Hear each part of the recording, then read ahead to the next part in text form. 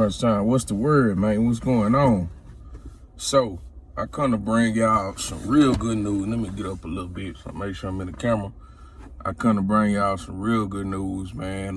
Boxing has been letting me down, man, as far as making these big fights. I've been very disappointed, very frustrated with the lack of making the big fights, you know what I'm saying? And, you know, leaving the fans hanging.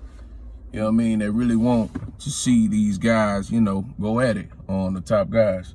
But surfing the net, surfing YouTube, and ran up on some news that it looks like we have Caleb Plant is going to be fighting David Benividez. Now, for a casual boxing fan, you might not know these guys, or maybe if you heard of them. They've both been tied to Canelo. Caleb Plant actually fought Canelo.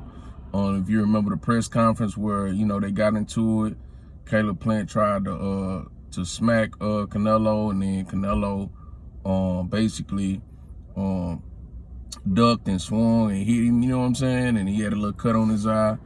And they ended up fighting, and he won the fight. He stopped him in the later rounds.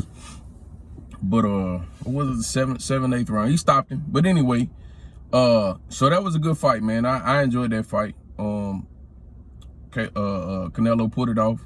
And then David Benividez, which a lot of people are saying that has been, you know, trying to track down Canelo for a while and get that fight. And a lot of people saying that they believe that Canelo is ducking that fight because they don't feel like he could win. David Benividez is a big guy. He puts in a lot of combination punches. He's a pressure fighter. He's not a good defensive fighter. He does get hit a lot. But he's a terror at that weight, man. At 168, he's a terror. The dude looked like he could be fighting at cruiserweight, man. He's just that big of a guy. But the reason I want to see this fight so much is because the contrast of styles. You got a boxer, a pure boxer in Caleb Plant. They use his movement, counter punches, slips, very high ring IQ. You got that type of style going against a guy that's just gonna bring you pressure from start to finish. That's a very big guy that puts, you know, he's one of the only guys, in my opinion, in boxing, one of them, that have put together a 6 to 10 punch combination, and he does this, you know, a lot throughout the fight. It's not just one time. He's not just, you know, putting 2-3 punch combinations together. He's talking about 6, 10, 12 punch combinations. For a guy his size, that's very, very impressive. So I'm very, very, very excited. This is the biggest fight, in my opinion, on the books in boxing right now. That's signed and ready to go. I know we got a lot of other big fights on the horizon, but as far as like signed and ready to go, this is the biggest fight in boxing to me right now at this point. That's signed.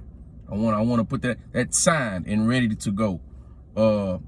I'm very, very excited to see this fight. Like I said, I was kind of down about boxing, but, you know, every time I get down about boxing, disappointed, you know, boxing got a way of reeling you back in.